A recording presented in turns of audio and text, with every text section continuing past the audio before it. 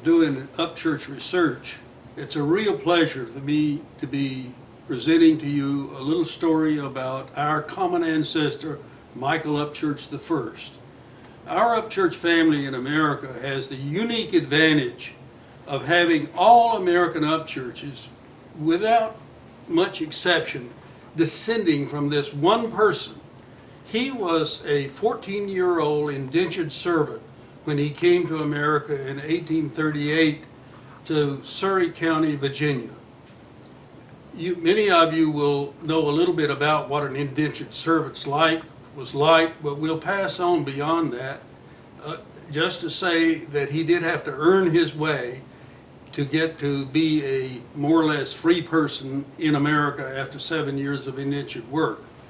Now, he was born in England in 1624 in Huntingdonshire, and we have a great deal to tell about this individual, and what I'm telling you today is just a brief sketch of what Michael Upchurch I was like. He not only is unique in that he is the head of all American Upchurches, or people who married into the Upchurch family and had children who perhaps did not have the name Upchurch because they descended from an Upchurch female. Now, when we first came upon Michael, there was a very exceptional thing that we learned about him. And this would be something that all of you Upchurches and Upchurches descendants can brag about. And that is that he wrote 4 letters back to England in the 1650s to his various associates in England, one of which was his father. And you know, the unusual thing is that those actual letters have been preserved in Cambridge University, and would you believe I have been there and held those letters in my hand. I can show you a picture today of what those letters look like, and it's sort of unusual that they would allow us to actually touch and hold those letters. Now, Michael himself did not write those letters because he could not write. However, he described those letters and had it copied for him. I have also led a group of people to England to see those letters, and we have a picture of those people who are standing looking at the letters in Cambridge University. But if we return to America and think about Michael Upchurch I, he has some other unique aspects. One of these is written about in the Upchurch book written by Edabel Luter West, who wrote the first definitive book of the Upchurch family.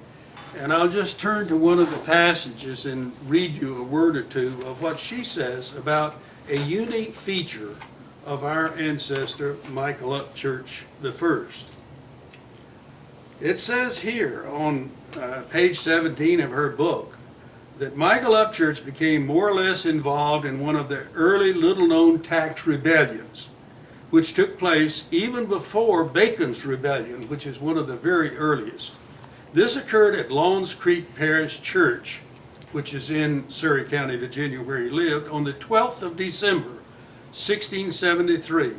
Several of the parishioners met in Devil's Old Field and agreed not to tell who first suggested the meeting at the church.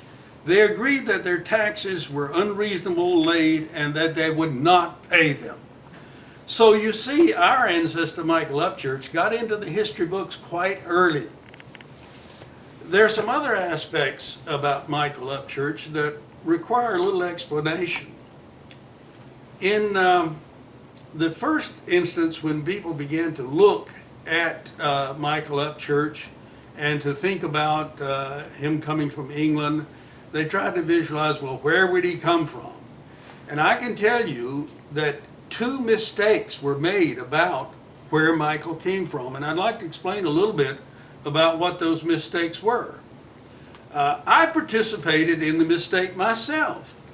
It so happened that in 1964, while I was a professor at North Carolina State University, I had been invited to give a talk on weed control research, something I had sort of become proficient in, at the Brighton Weed Control Conference in England. Now, it so happens that I had a consultantship with the Shell Development Company at that time, and I visited their laboratories at Sittingbourne, Kent, which is just east of London on the Thames River. And while I was there, it occurred to everyone to say to me, there's a place called Upchurch quite near here. And I was so excited about that. And they provided a driver to take me to this place called St. Mary's Church at Upchurch. Now, I have written about that in the Upchurch Bulletin, and I'll tell you more about the Upchurch Bulletin at some other time. But in Volume 1, Number 3, July 1980, I published a photograph of St. Mary's Church, which I had gotten through another early Upchurch researcher, who was Mary Lucy Tidd. And in this place, Upchurch, which is on the Medway River that runs into the Thames River, the name Upchurch rings a bell, and everyone jumped to the conclusion that maybe that's where all we Upchurches came from. Now, I can tell you with good authority that no one has ever found any evidence whatsoever that an Upchurch ever lived in Upchurch, England, in Kent on the Medway River. So that's one place we got it wrong. But that wasn't enough. We all got it wrong again. Because these 4 letters that Michael wrote back to England went to a place called Little Gidding, everyone jumped to the conclusion that that's where Michael came from, in Little Gidding. And we spent several years exchanging records, and the authors who first wrote about the Upchurches said, well, Michael Upchurch came from Little Gidding. And there's a special story about what a unique place Little Gidding is. But it turns out that that's not where he came from at all. But there is a reason that the letter went there, and that is that the Farrar family, who was very prominent and who were in possession of Little Gidding and had a great ecclesiastical retreat there, were also interested in America. And they wanted to get information from America as to what situations were really like. So they created a questionnaire and sent to the states, the colonies as they call them at that time, and they asked people to tell how things were in the colonies. So Michael wrote his letter back, and it was naturally addressed to the Farrar family at Little Gidding.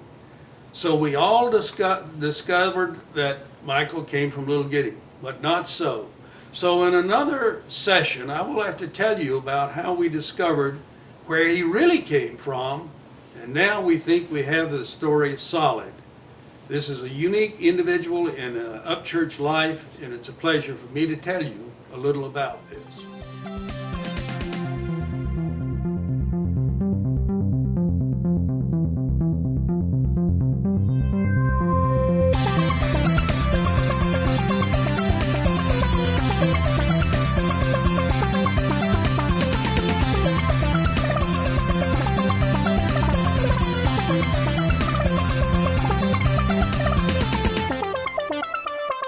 Thank you.